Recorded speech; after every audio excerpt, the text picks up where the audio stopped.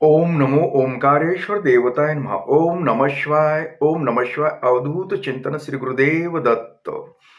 मंडळी, शंका समाधान या कार्यक्रमासाठी मी संगमेश्वर गिरी श्री क्षेत्र ओंकारेश्वर देवस्थान बिलोद्यान जाणेगाव इथून आपलं सर्वांचं हार्दिक स्वागत करतो. मंडळी, आपण गेली 2 दिवस झालं एक मागील जन्मातील म्हणजे पूर्व जन्मातील आदुर प्रेम याविषयी आपण बोलत आहोत. तर दोन्हीही भागामध्ये बऱ्याच प्रतिक्रिया व्यक्त केल्यात मंडळींनी, आणि आपल्याकडे जे काही प्रतिक्रिया आल्यात खूप चांगल्या बी आल्यात आणि काहींनी प्रश्न पण विचारलेत आपल्याला. तर एक प्रश्न असा आहे की म्हणले एक विधवा स्त्री म्हणली, विधवा स्त्री आणि मला खूप आवडते आणि आमचं बोलणं होतं आणि आमचं बोलणं चांगलं होतं, पण सारखं भिनकस. तिलाही माझ्या वाचून राहवत नाही, मलाही तिच्या वाचून राहवत नाही. मग आम्हाला वाटतं बी की आपलं काहीतरी नातं आहे. तुम्ही जसं म्हणतात ना म्हणले महाराज, की पूर्वजन्मीचं प्रेम जर असेल तर असं होतं. पण इथं भयंकरच होतं गोष्ट. काय होतं म्हणले, आमचं बोलत बोलतच भिजकतं. मी एक बोललो, मी सरळ जरी बोललो तरी त्याचा वेगळा अर्थ काढला जातो आणि आमचं भांडण लागतं. मग 8-8 दिवस आमचं बोलणं होत नाही. आणि होत नाही, पण मला बी राहवत नाही. मी प्रयत्न करतो, मग ते रुसवे फुगवे सारखंच चालतंय आमचं. बरेच दिवसापासून असं चाललंय. नेमकं आता ही काय म्हणावं, याला प्रेम म्हणावं तर मग असं का होतं?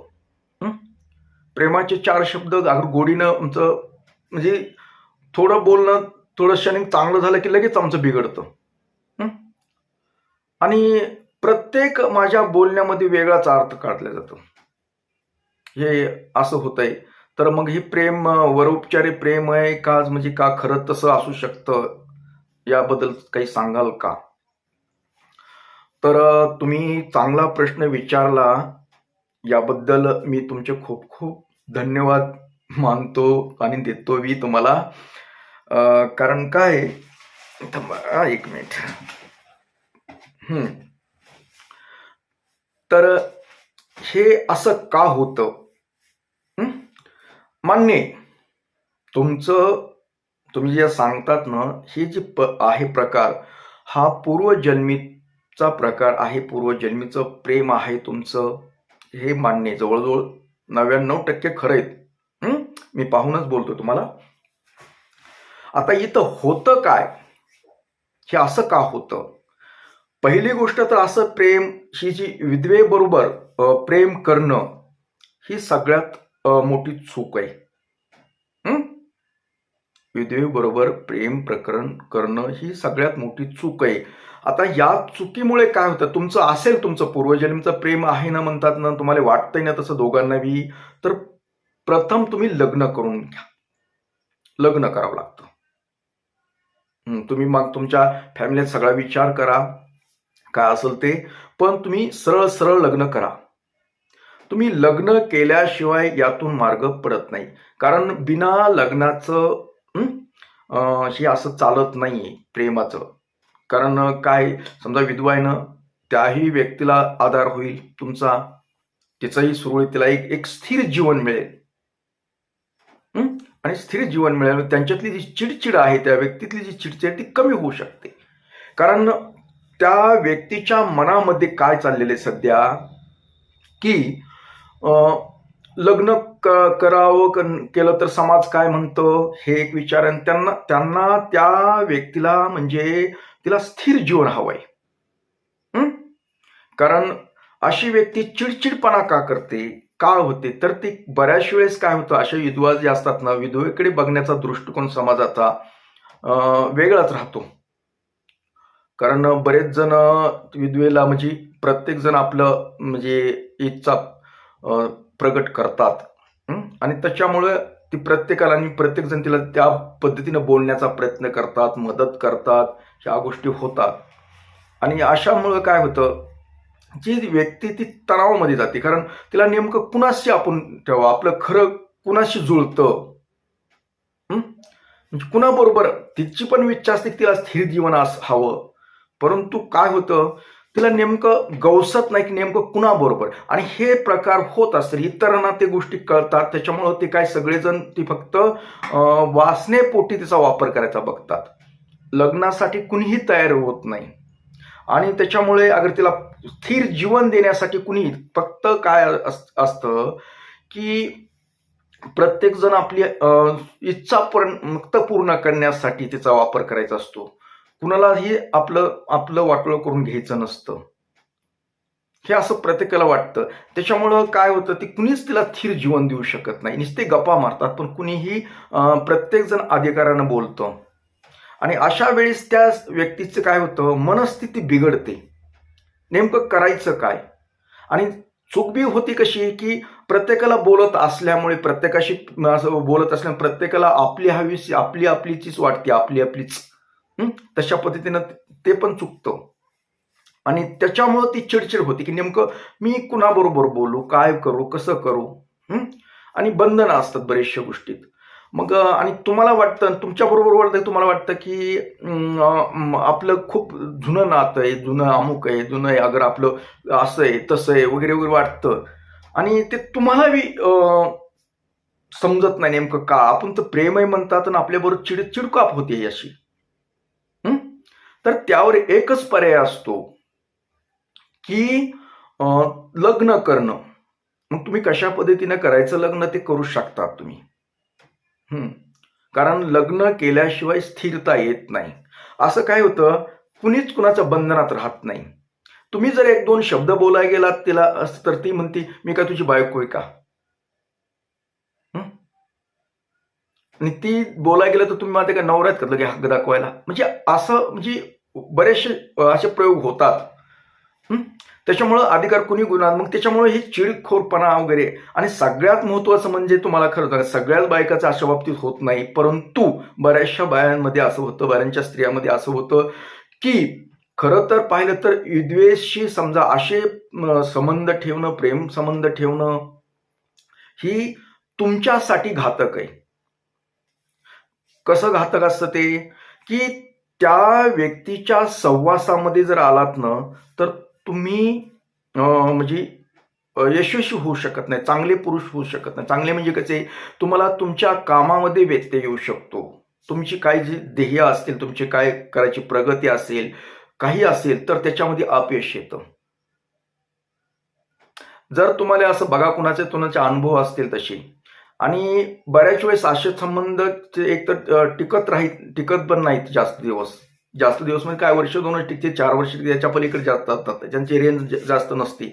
कारण प्रेम हा विषय वेगळा आहे. लक्षात घ्या, प्रेम हा विषय वेगळा. प्रेम ही म्हातारपणापर्यंत जीवनभर टिकतं. प्रेम म्हणजे एकामेकाशी ओढ असते, ही जीवनभर टिकते. मी प्रत्येक वेळेस तेच सांगत असतो. परंतु वासनेपोटी केलेली जी असतं ती प्रेम नसतंच.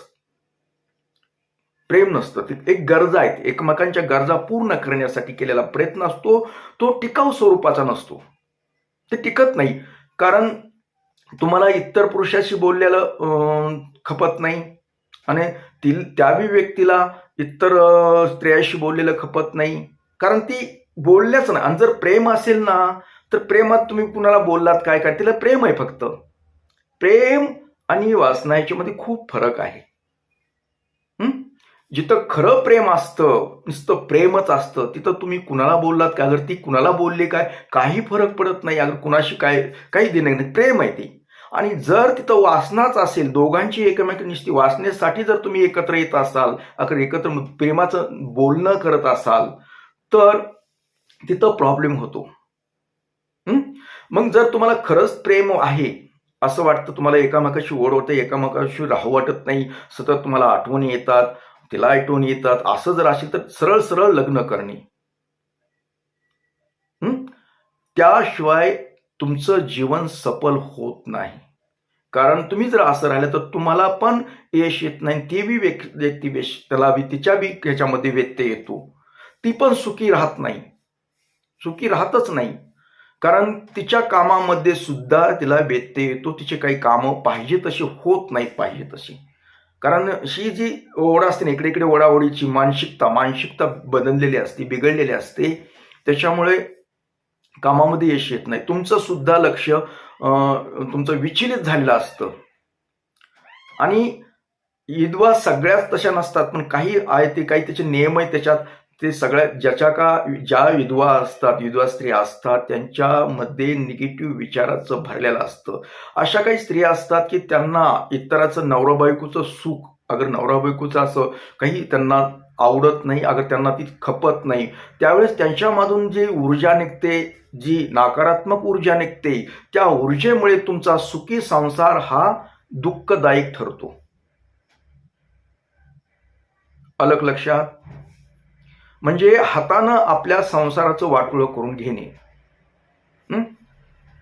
नुसतं प्रेम आहे, प्रेम ना तुम्हाला जशी ओढ आहे ना, पूर्वजन्मीचं वाटतंय, काय वाटतंय, ती जर वाटत असेल तर डायरेक्टली लग्न करणे.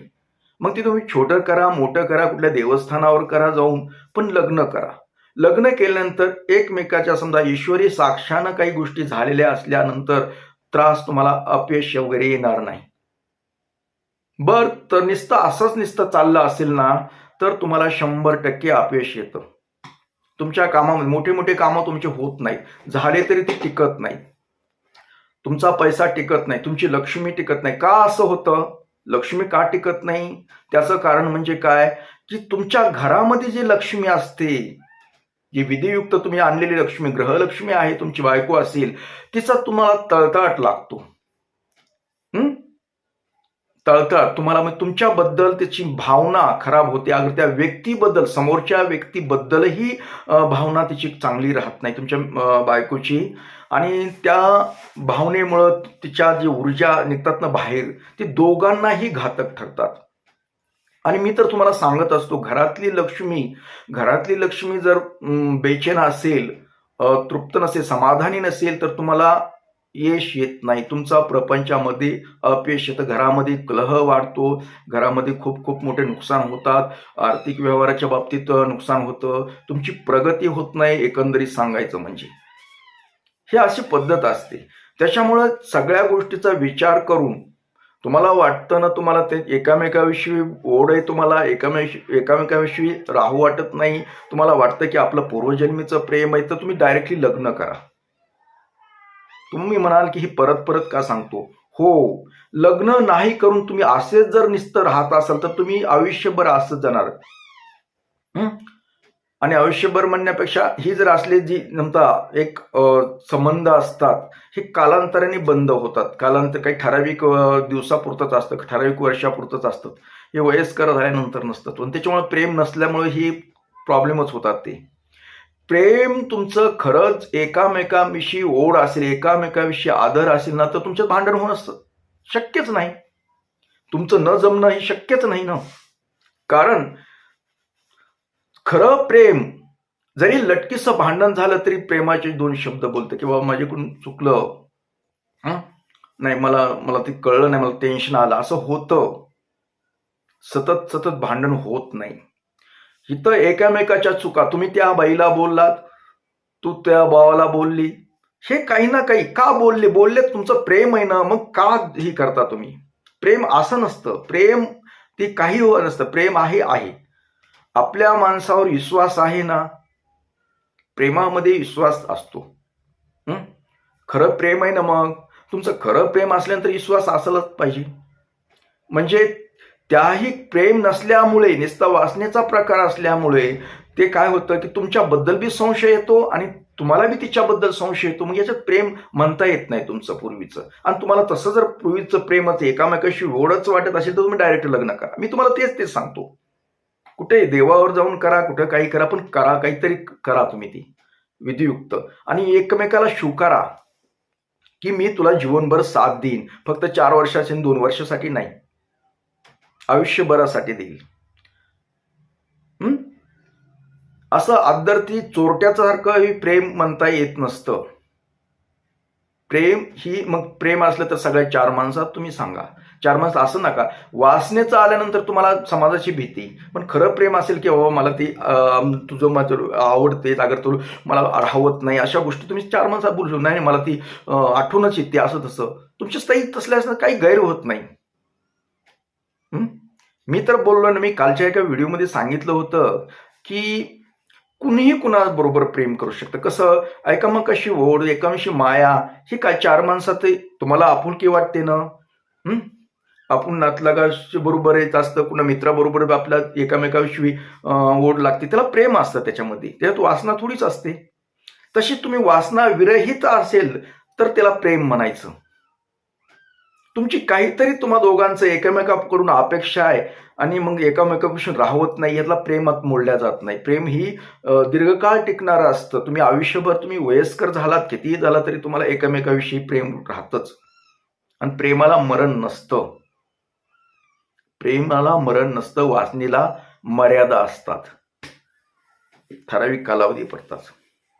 तर यातून एवढंच सांगायचं की तुम्हाला जर आता विधवा स्त्रियांचं अशुभ मानल्या जातं धर्म याच्यामध्ये, त्यांच्या शुभ मानल्या जात नाही, पण सगळ्याच तसं स्त्रिया नसतात. काही निगेटिव्ह ऊर्जेच्या स्त्रिया असतात, ते अशुभ असतात. अशुभ म्हणून कारण स्त्रियांच्या त्यांच्या निगेटिव्ह विचारामुळे तुम्हाला अपयश येतं. स्त्रियांचं समजा विधवा स्त्रियांचं जर आपण सकाळी सकाळी तोंड बघितलं असं म्हणतात, आणि ते खरंय बी, पण सगळ्यांचं होत नाही असं. काही ठराविक त्याला काही असतं, ते वेगळ्या स्त्रिया असतात, ते त्यांचं तर पूर्वी विधवेचं तोंड बघितलं जात नव्हतं, शुभ मानल्या जात नव्हतं. त्याच्या मागं कारण आहेत तशी शास्त्रीय कारणं पण.